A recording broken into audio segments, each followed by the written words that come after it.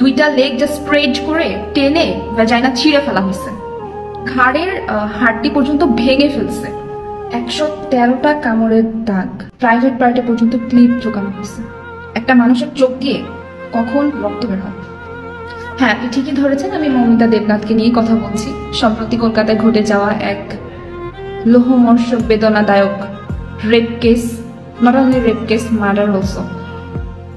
আমি আসলে এই কথাটা যতবার চিন্তা করতেছি ততবারই আমার মনে হচ্ছে ভেতর থেকে মানে দুমড়ে মুচড়ে ভেঙে যাইতেছে। মানে আমি সেইটা আপনাদেরকে ভাষায় প্রকাশ করতে পারবো না। একটা মানুষ কিভাবে এরকম নির্মমভাবে অত্যাচার করতে পারে, নির্যাতন করতে পারে, তারপরে মেরে ফেলতে পারে।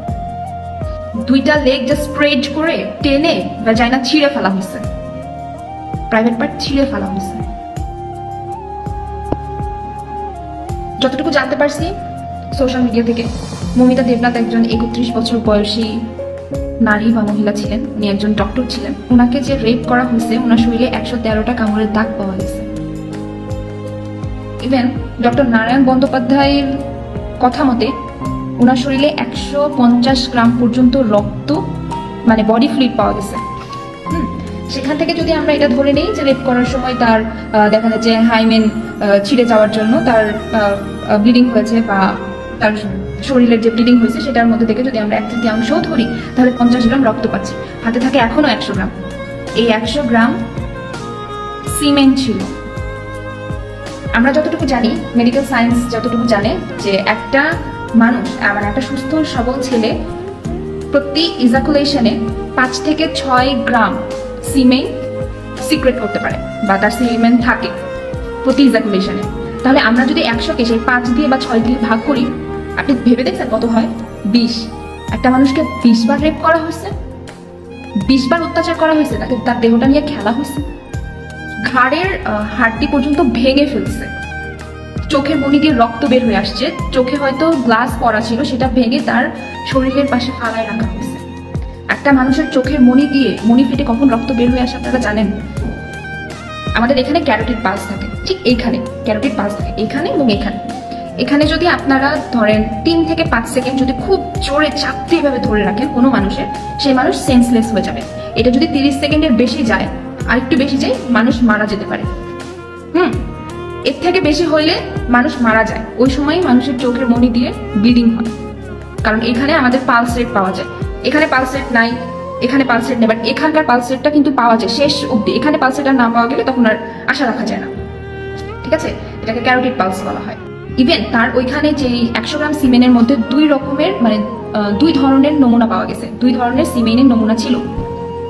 চোখে মুখে পুরো ব্লিডিং, প্রাইভেট পার্ট থেকে প্রাইভেট পার্টে ক্লিপ ঢোকানো হয়েছে, হেয়ার ক্লিপ, মানে পুরো বডি হাফ নেকেড অবস্থায় পাওয়া গেছে। মানে শরীরের অবস্থা এতটাই বিভৎস যে সেটা ছবি ভিডিও পর্যন্ত করা যায় না, দেখানো যায় না। বেলিতে ইনজুর ছিল, লেফট লেগে, নেকে, রাইট হ্যান্ডে, ইভেন হাতের নখ পর্যন্ত তুলে ফেলা হয়েছে। মোস্ট প্রবাবলি রাইট হ্যান্ডের নখ পর্যন্ত তুলে ফেলা হয়েছে। লিপসে কামড়।